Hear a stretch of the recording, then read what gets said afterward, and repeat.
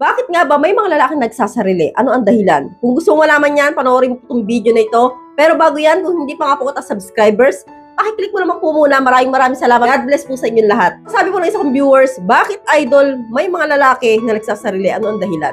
So ito nga po yung mga dahilan kung bakit nagsasarili ang isang lalaki. Number 1, puno na si Manoy. So, ito po, Lods, ginagawa to ng isang lalaki na kadalasan, bihirang makajerjer. So, minsan po, kayo mga lalaki, nakakaramdam kayo ng pagkabigat sa inyong sarili kapag po kayo ay hindi nakakalabas.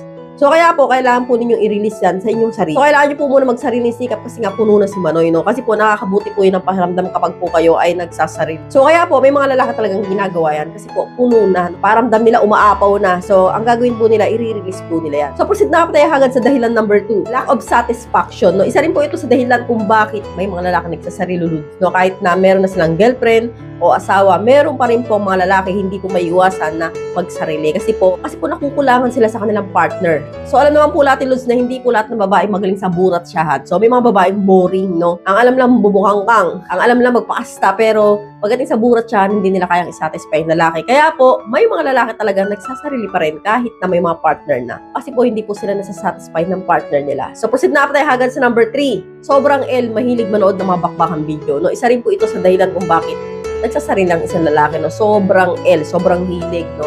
So, araw-araw nanonood ng mga bakbakang video. Sino sa inyo yan? Taas ang kamay. Ang dami tumaas ng kamay, di ba? So, karamihan po sa mga lalaki, likas na yan na nanonood talaga ng mga bakbakang video, no? Sa inyo po, normal na po yan. Minsan, sinasave niyo sa gallery ninyo. Minsan naman, pupunta na kayo sa Google, di ba? Nanonood ng palihim. So, syempre po, iba po kasi yung pakiramdam ng nanonood ka niyan sa actual mong ginagawa. So, interesting po kasi kapag nanonood ka ng mga ganyang bakbakang video, no? So, alam naman po natin kapag kaibang lahi, medyo wild yung mga nila, di ba? Mga galawan nila doon, masarap panoorin. So, hindi po tulad ng kapag actual ka na ginagawa mo yung sa kapwa mo Pinoy, no?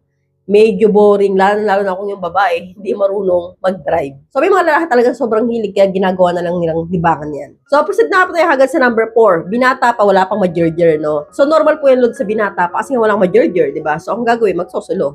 Pero kung may asawa naman, Lods, no, ginagawa po yan ng isang lalaki kapag po yan ay natanggihan, no, na hindian ng kanilang asawa o jowa. So, ang lalaki, hindi makapaghintay pag sinabi ng babae na bukas na lang, next week na lang, ganyan, lalo kung may regle yung babae. So, ang gagawin, magsusulo kasi hindi makapaghintay. So, atat na atat. So, ang gagawin, manonood ng bakbakang video, and then yun na nga, i-release niya yun. So, proceed na tayo hagad sa number 5. May pinagpapantasyahan na babae, no? Isa rin po ito sa dahilan ng mga lalaki kung bakit nagagawa nila yan. Nahiya kayo. Di ba, kapag may gusto kayong babae na pinagpapantasyahan nila, maging social media, o kaya sa personal, no, kukunin ninyo yung picture, o kaya yung mga sumasayo-sayo na mga sexy dyan. Papanoorin ninyo habang kayo ay nanonood noon.